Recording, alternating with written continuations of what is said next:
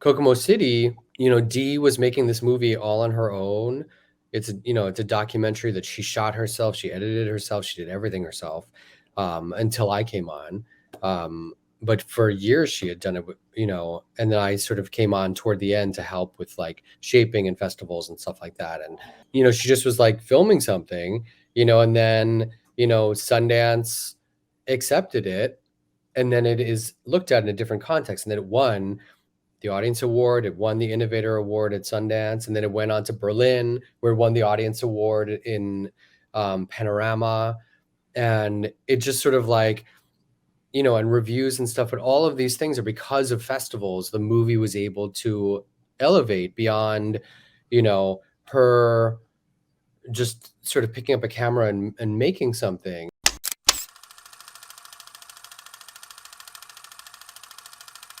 Hello, and thank you for joining us for the Woodstock Film Festival's Let's Talk Film podcast. I'm your host, Adam Shartoff. The Woodstock Film Festival is a haven for networking with high-caliber industry members, voting members of the Academy, filmmakers, musicians, and fiercely independent artists like our guest today. The 24th annual festival takes place this September on the 27th to October 1st. Be sure to submit your film by the early deadlines and don't wait until the last minute. All right. Well, I'm excited to introduce today's guest here. I'm very happy about this because I know this guy from a film he made back in 2018. Harris Doran is, and it's Doran, right? Harris Doran, right? No, Doran, like Duran. Yeah, like Duran. I met you in 2018 at the festival. You were showing Beauty Mark, right? Was that your directorial debut, by the way? Yeah, it was. Wow. Thanks. Well, Harris, and also I'm going to say right at the top, even though I want to get back to your experience at the Woodstock Film Festival. Yeah. Let's also just mention right from the start, you also are a film producer. Mm-hmm. And you have a new documentary out, which I just watched the trailer, which dropped today. It looks really good, I have to say. Most of the time, it's niggas that you would never know. They will walk up to you. Can I get your number? Looking around and shit, making sure nobody is watching. Before I got any work done, the client will walk out on me. You gotta have titties and body. They wanna see a pretty ass girl with a big dick. What we usually do as trannies, we be broken down, but we need to stand out. You gotta be the bitch with the biggest boobs, the biggest body. There's some guys that they just want to fuck you.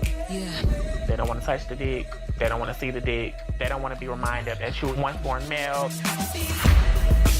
A lot of us are secrets to many powerful people. She's not aware of the fact that her black successful husband is upstairs in their beautiful condo down in Tribeca, laid up with a black trans woman. In no way are they there to protect us. Niggas can't accept being with a trans woman in public because it's their ego and they gonna feel the world is gonna belittle them for what they like. Yeah. Violence doesn't happen before the orgasm, it happens after. I ran across this girl online and I was like, damn, she bad. Oh, she's transgender. And I was like, how? I was like, she's like Beyonce fine. When we was growing up, we was always taught you can't be like this, you can't be that way. It's not accepted in gang life at all. You better be a tough gay nigga, cause they gonna tease you, nigga. You can't be soft and gay. In this game, sex work. Either you get out of it or you end up dead, you end up hot. This is survival work. This is risky shit. I want people to understand that it's okay just being something that you was born to be. It's guy after guy who's in denial. A black man should be this way and a black woman should be that way. Kiss my ass.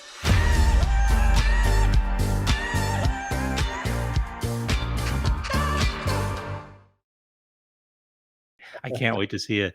And it's being released by Magnolia Pictures, and that's a big deal. On July 28th. Coming out July 28th. Plenty of time to get this up and out to help promote that film as well. And it looks great. We can talk about it in a little bit. I'd love to talk about it because it really looks like a lot of people are gonna, need to see it, and maybe some people feel uncomfortable, Definitely. or identify themselves in the film. Well, let's talk about Woodstock, the Woodstock Film Festival, since that's, after all, what the show is kind of, mostly about.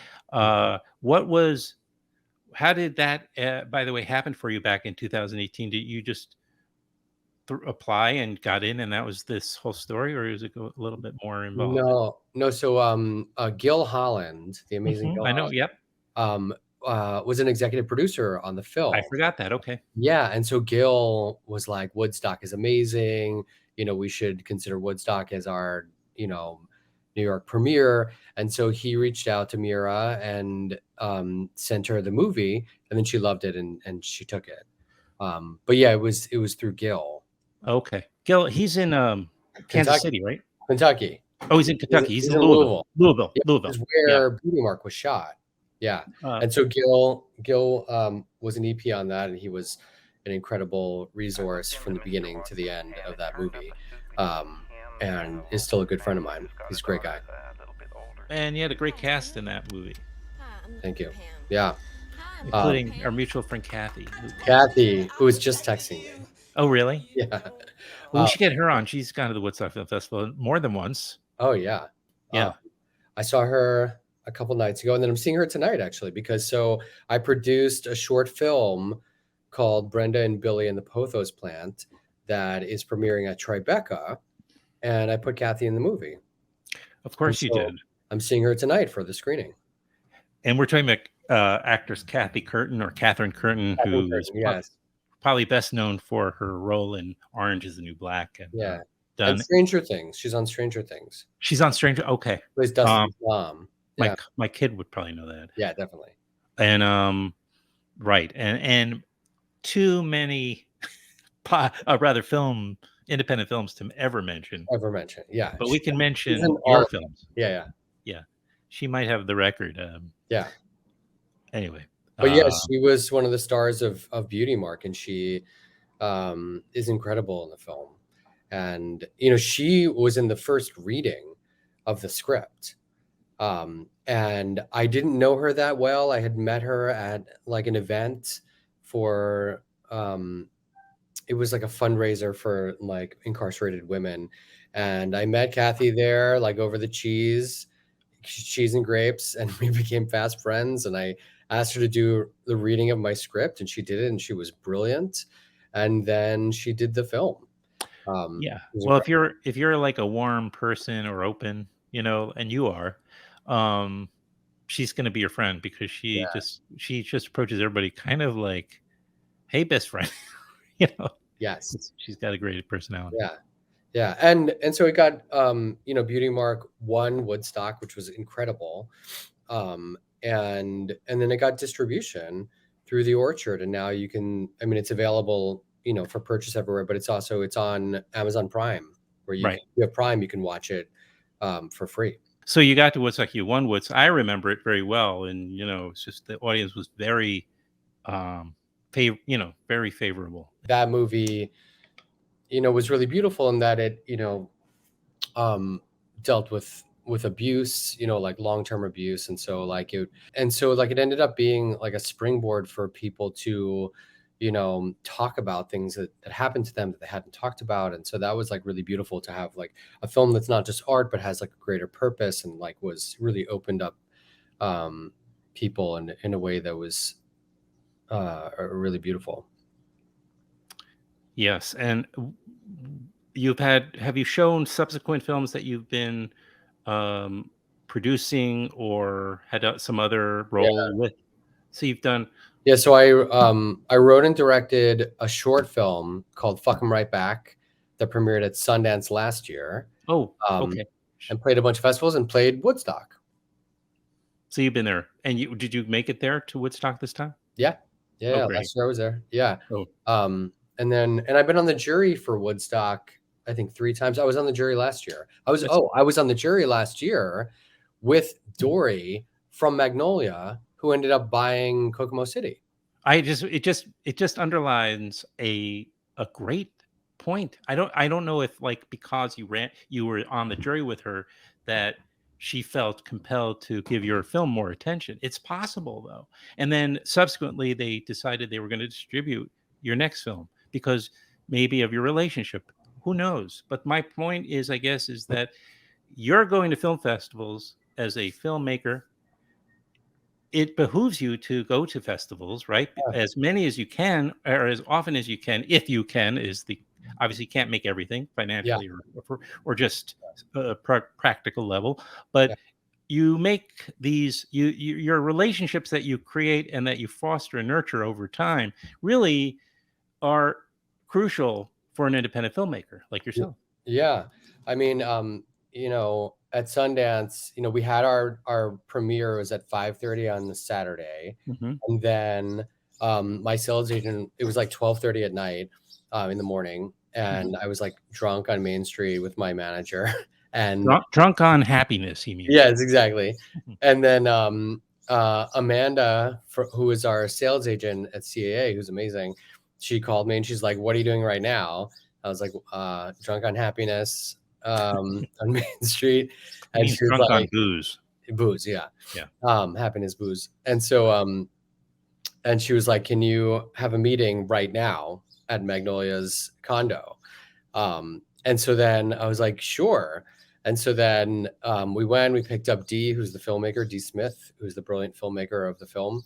And we went to their loft and I walked in and, I just didn't put things together because I was so in the moment of just like the premiere and everything. But I walk in and there's Dory, from the jury of Woodstock. And I was like, "Dory," and so then it was, and so that was because of Woodstock. And so that, was crazy, and so we like hugged, upon like walking into a negotiation, And then you probably hugged her again at some point. Yeah, definitely. Yeah. Dory's amazing. I don't know her, but I look forward to meeting her. Wow. So there is just, proof, right there that going to festivals is really is, it provides, a fun time for those attending and audience members, but it's also really a great opportunity many times is, I guess, my point, trying to lead into the conversation of why festivals really are so important, like Woodstock. Oh, yeah. Festivals are really important. I mean, I couldn't even list all the reasons, but I mean, there's like, networking and meeting people, but there's exposure of your film and there's the, raising the profile of your film, right? People need to see it in order to see it in the future, to be able to promote your movie, but also to get it to a place where you get distribution and, like winning awards and getting reviews at festivals help, are necessary for like an independent film to have any kind of life. Because otherwise there's no, it's just your movie exists sort of nowhere, right? There's no branding on your movie. There's just sort of nothing, where like a festival, festivals put it in a context, or you start to be able to like build the film in order to then launch it, I mean, like Kokomo City, Dee was making this movie all on her own. It's a documentary that she shot herself. She edited herself. She did everything herself until I came on. But for years she had done it, and then I sort of came on toward the end to help with like shaping and festivals and stuff like that. But it was, she just was like filming something, and then, Sundance accepted it. And then it is looked at in a different context. And then it won the Audience Award. It won the Innovator Award at Sundance. And then it went on to Berlin, where it won the Audience Award in Panorama. And it just sort of like, and reviews and stuff. But all of these things are because of festivals. The movie was able to elevate beyond, her just sort of picking up a camera and making something. It puts how do you go? People often wonder how you take your film from being a personal project to the next levels. It seems like such a major leap. Yeah, but you're right. The festivals is a great fertilizing ground for taking a little film. But it could, I remember seeing one feature. It was at South by Southwest And I had the filmmaker had approached me via email or something days before, just asking me to maybe give some coverage to it as a as a podcaster, journalist, whatever. And I saw it, and I was so moved and so blown away. And just as I was leaving, here come the guys from Brigade Marketing. Just happened, and I grabbed Adam, who at the time was running Brigade, and I said, "You have to take this film on. I don't care they have no money. Just please do it, because I promise you."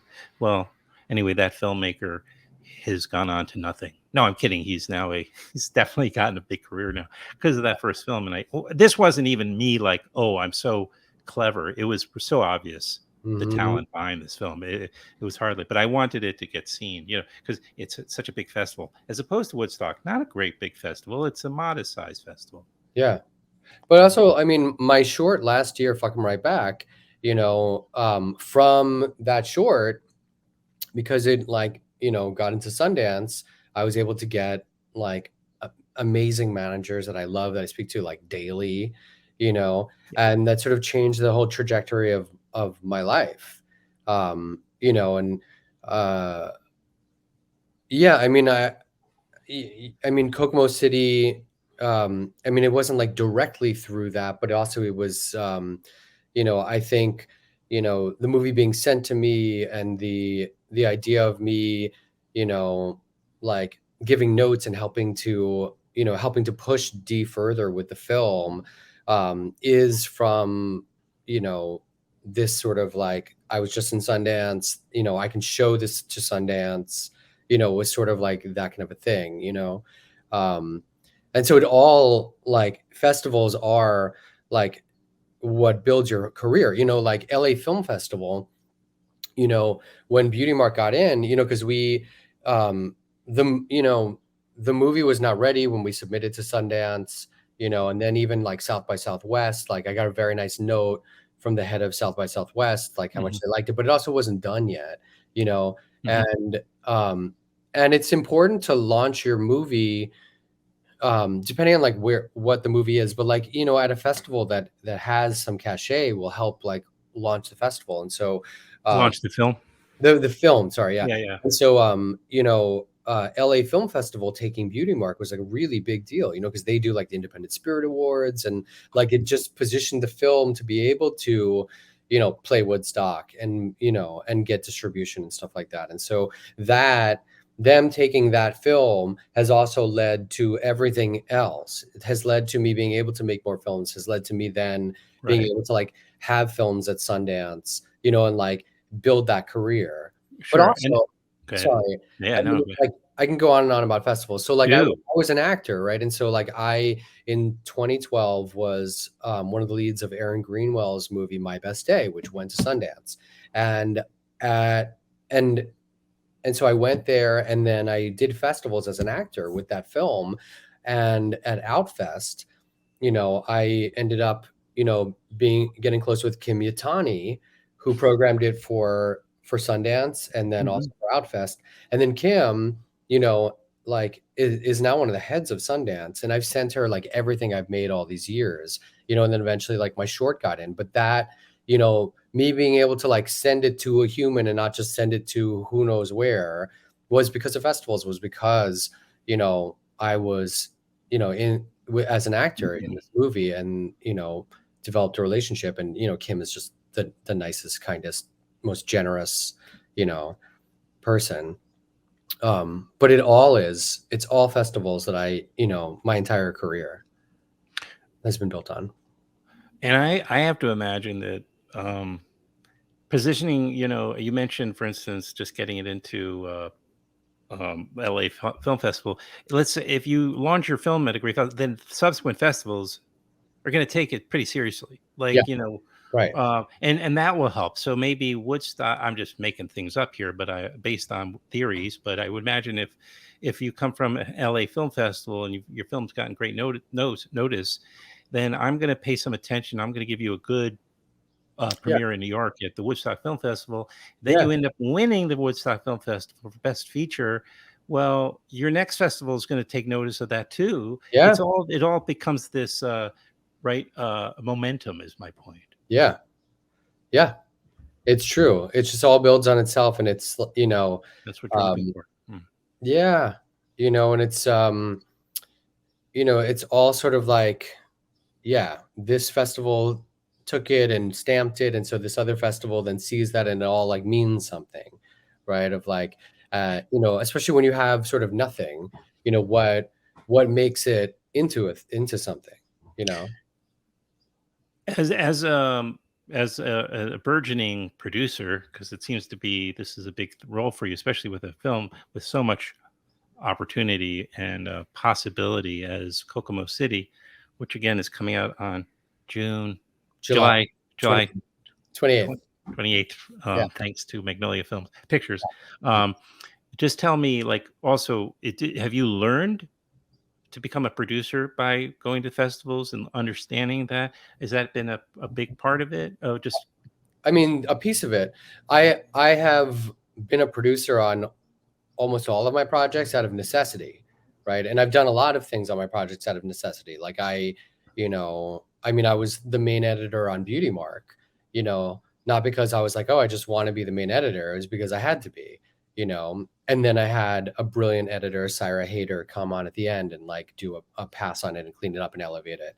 But the bulk of it was me just sort of like figuring it out and having to do it. And so same thing with producing is like, the more you do it, the more you know it. And then at like different levels and different, things show up that you didn't know. And then you know them after you messed them up because you didn't know they existed until you messed it up, kind of thing. But certainly I've been able to see through like a bunch of projects, like beginning to end, A to Z, where I've really done A to Z, and like learned the ins and outs of things. And so at each level, there's more and more that you learn. And a piece of that is festivals and how that works with distribution and how that works with promotion. And but yeah, I mean, producing is round the clock, very large, all the time job. It sounds like, I imagine so. Yeah. Well, let's just, are you still acting at all, or do you just? No, the only acting I do is I do these like Sondheim Unplugged concerts at 54 Below once or twice a year, which I just did one last week, but that's basically it. That's the only acting I do. And that nurtures that fills that appetite for acting. Yeah, because I feel fulfilled with acting because I feel like everything that I do is for actors. Like I write for actors, I direct actors, I edit. Like it's just sort of and I feel like an expansion of me as an actor is like, we build performances together and films together. And so I don't feel like I am not acting. I feel like I am acting more because it's sort of like everything I'm doing is about acting and elevating actors. So in general, I don't have an itch to do it myself because I feel like I'm doing it in other ways, Sure. Many, many other ways.